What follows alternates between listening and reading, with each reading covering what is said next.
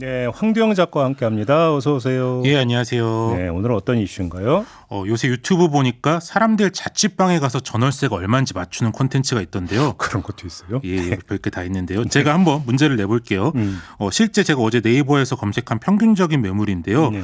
서울 서대문구 이화여대랑 지하철 이대역 중간 정도의 신축 오피스텔이고 크기는 4.2평, 보증금이 1,000만 원이면 월세는 얼마일까요? 아, 그러니까 전용 면적입니까? 4.2평이라 예, 하면? 예, 예. 아, 이건 제가 알죠. 보통 그러니까 1,000에 50원이면 60 이렇게 되죠.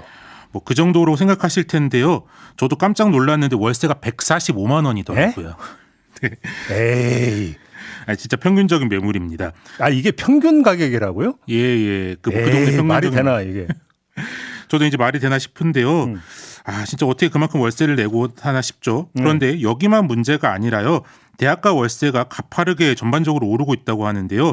부동산 정보 플랫폼 다방을 운영하는 스테이션3에 따르면 올해 3월 기준으로 보증금이 1,000만 원일 때 서울 주요 대학가 평균 월세는 59.6만 원으로 지난해 같은 달 대비 15.14%, 금액으로는 8만 원 정도가 올랐다고 합니다.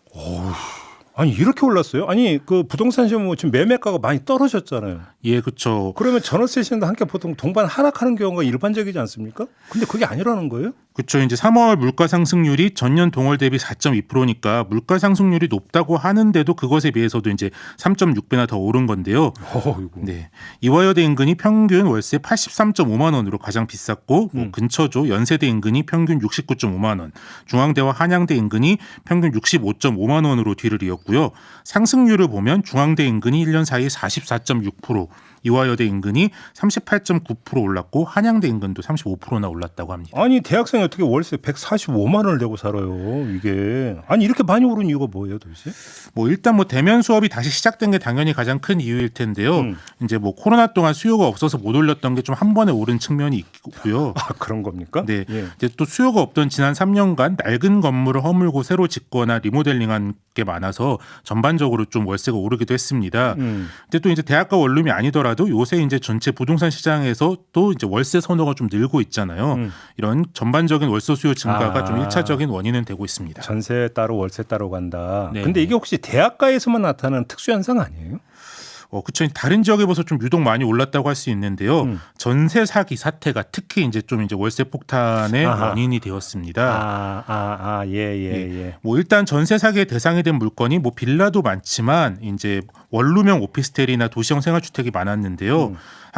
학생들이 이제 전세 사기가 문제가 된 이유인 올해 초에 집을 구하려다가 보니까 전세를 기피하게 되고 그러니까 월세가 귀해지고 주인들도 무리하게 대출을 받아서 월세로 전환하다 보니까 이자 낼 생각을 하면 이제 월세를 또 올릴 수밖에 없는 악순환이 일어난 거죠. 전세 사기 사건이 그렇게 대서특필이 됐으니까 무서워서라도 그러니까 돈 있어도 전세 못 가는 거죠. 그러니까.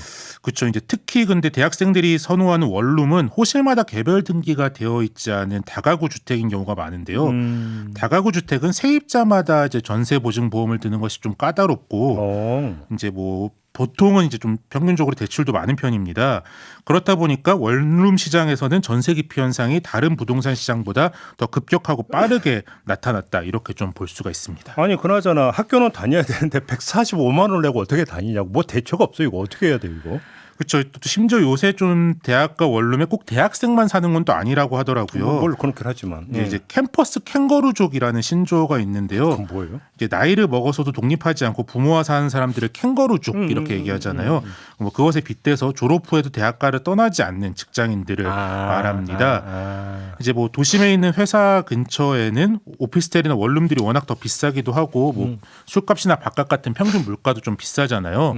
그러다 보니까 조금이라도 더 싼 대학가에 계속 머무르게 되는 건데 이제 뭐 제가 아까 말씀드린 좀 급등 지역을 보시면 대학가 중에서도 신촌이나 왕십리, 흑석동처럼 지하철로 강남이나 을지로 등 도심으로 가기 편한 지역이 더 빨리 급격히 오르는 모습을 보여주고 있습니다.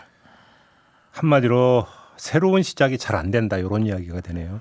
그렇죠. 이제 뭐 생활비 문제도 있지만 요새 사회초년생들 보면 직장을 가져도 이제 뭐 또 다른 자격증을 준비한다거나 이직을 준비한다거나 그런 경우가 많더라고요. 많죠.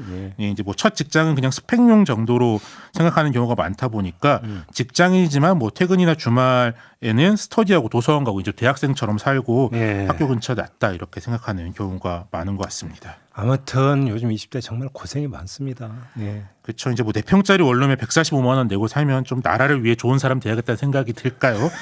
좀 뭐 청년 주거를 위해 좀 실효성 있는 대책이 나왔으면 좋겠습니다. 그냥 145만 원 좀 충격인데 진짜.